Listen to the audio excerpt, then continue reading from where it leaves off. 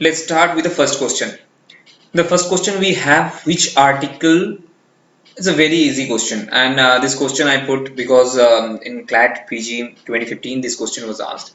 But nonetheless, it is the first question, so it's very easy. Which article talks about the equality for all citizens in matter of public employment? The answer is Article 16. Okay, that already you know it. Now moving on to the next question. This is a very important question and has been asked in different exams as well. 16.4a and 16.4b. Now the options that we can have is 77th Amendment, 82nd Amendment, 76th Amendment, 82nd Amendment, 77th Amendment, 85th Amendment, 81st and 77th. Okay. Now 16.4b, 4a, sorry, 16.4a is 77th Amendment. Okay.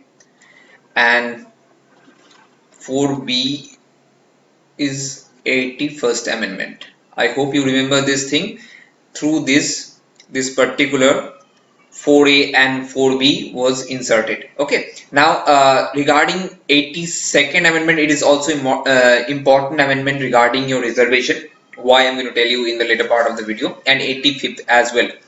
But here the 4A and 4B that have been added to our constitution through this amendment. Okay, now moving on to the next part, the constitutional validity. Now we checked the previous question, like 4A and 4B have been added in 77th amendment and 81st amendment. Now constitutional validity of this amendment was challenged in which case basically. Now Mandal commission case was there. It's a very important. Hemraj Singh we discussed, like promotion as a part of our fundamental right under article 16. M. Nagaraj was there, Balaji was there.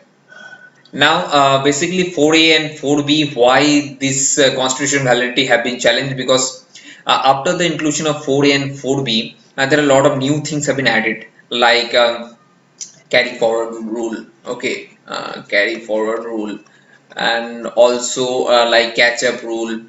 Okay, and then like consequential. Seniority. Okay, consequential seniority. Okay, so there are a lot of new things you can say, like these two things are very new to 16. Okay, article 16. So basically the 4A and 4B have been challenged because of the reason that these new things are diluting the main concept of article 16. Okay, but in the case of M. Nagaraj, okay, that is the right answer. M. Nagaraj, this case, the Supreme Court said no, it's not diluting the 16.4a and 4b, rather than it's facilitating the equality that has been given or enshrined under Article 16. Okay, so I hope you remember this case, M. Nagaraj. Okay, M. Nagaraj case. Now moving on to the next question. The term consequential seniority. Now I told you this term already, but now could you please tell me what is the answer for this? There are four options, like 77th Amendment, through which the term consequential seniority has been added in Article 16, 81st, 82nd or 85th. Now when the 16.4a has been added, okay, through 77th Amendment regarding rights in promotion, okay, regarding rights in promotion, right? So if we see the 77th Amendment, there is no term or phrase called consequential seniority. This particular phrase is added or inserted in 4A, 16.4a basically, sorry, 16.4a through 85th Amendment. Okay, any barrack you are using, you can check, like in the footnote that is given, that this particular term has been added in 85th Amendment into the Constitution. That was not there in the 77th Amendment when the 4A has been added. So it's a good thing that you should check it out as well. Okay, so right answer is 85th Amendment. Okay. Now moving on to the next thing. Article 16.4 backward class. Now social and educational backward class, or social or educational, this particular and or the emphasis should be given. Social backward class, not educational backward class. SC ST including socially or educationally backward class. Now talking about this, okay, talking about the article 16.4, there is always the conflict, like in the MR Balaji case. Basically MR Balaji case, when this case was there, the Supreme Court said that the 15.4 and the 16.4, basically both the cases, the backward class is social and educational backward class. Okay, this backward class. Now when we talk about the Indira Sahani case, basically the Mandal Commission case, okay, Indira Sahani case, in this case it overruled the MR Balaji. Remember it, okay, MR Balaji, sorry, MR Balaji case, okay, and it overruled it, and it said that this 15.4 socially and educationally backward class is totally different than the backward class that is mentioned in article 16.4, because when you check the Bare Act, you will see in 15.4 socially and educationally is mentioned, properly explicitly mentioned, okay, but when we see the 16.4, there is only backward class, okay,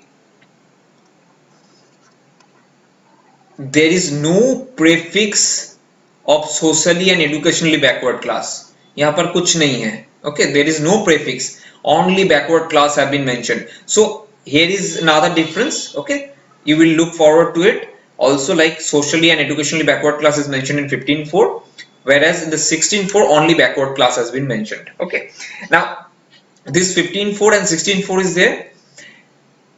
Now Indira Sahni case, this backward class, the Supreme Court says this backward class is totally different than the socially and educationally backward class, okay, and it overruled the Balaji. Basically Balaji case, it said this both the 15.4 and 16.4 backward class the same.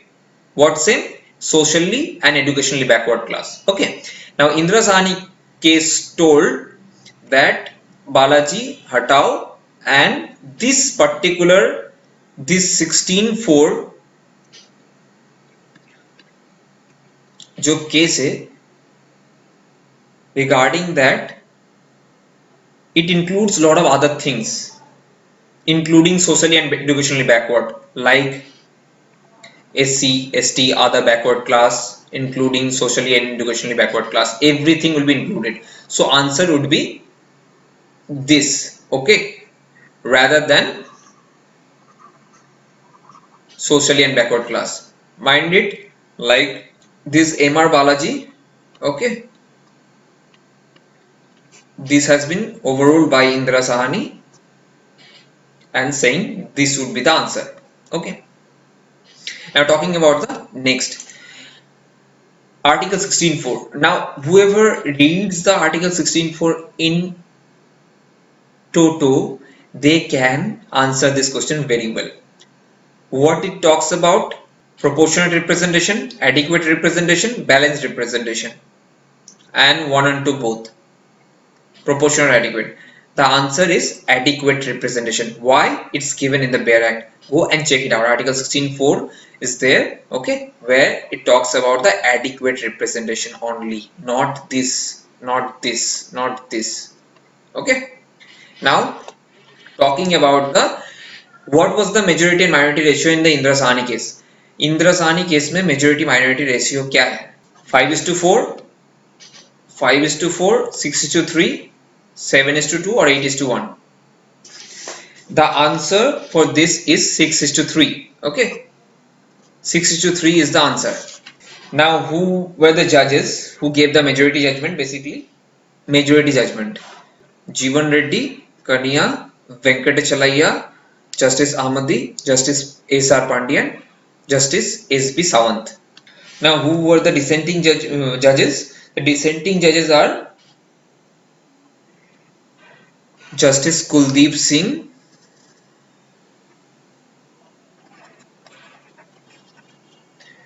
Justice R. M. Sahai, and Justice T. K. Thommen.